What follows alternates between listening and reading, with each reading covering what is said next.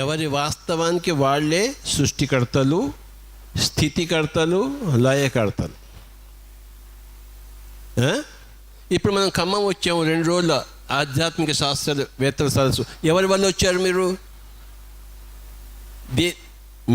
మీ వల్లే వచ్చారు. కానీ మీ దేని వల్ల వచ్చారు? మీ కోరికల వల్ల, మీ ఆలోచనల వల్ల వచ్చారు. అవునా కదా? మీ కోరికలు లేకపోతే, ఇక్కడ రావాలని కోరికలు అయితే మీరు వచ్చి ఉండేవారా? ఇక్కడ రావాలని ఆలోచించి ఉండకపోతే మీరు వచ్చి ఉండేవారా? కనుక ఇక్కడ రావడం ఎలా సంభవించింది? ఈ వాస్తవం ఎలా సంభవించింది?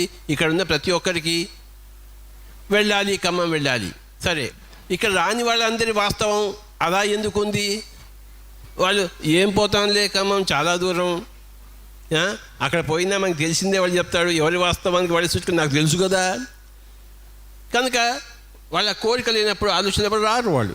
అంటే ప్రతి వాస్తవానికి వాళ్ళ ఆలోచనలే, వాళ్ళ కోరికలే కారణభూతాలు.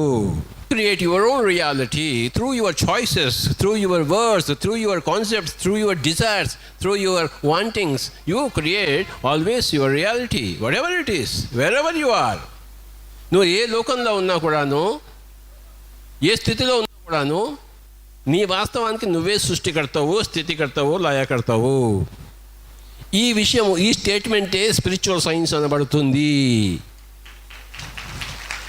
ఈ స్టేట్మెంట్ని బాగా గ్రహించి ఆకలింపు చేసుకుని పిండి చేసి దాన్ని గ్లాసులో పోసుకుని తాగేసిన వాళ్ళే, ఆ తాగి అంత జీర్ణం అయిపోయిన వాళ్ళే, ఆ జీర్ణం నుంచి అంత శక్తి వచ్చిన వాళ్ళే స్పిరిచువల్ సైంటిస్టులు.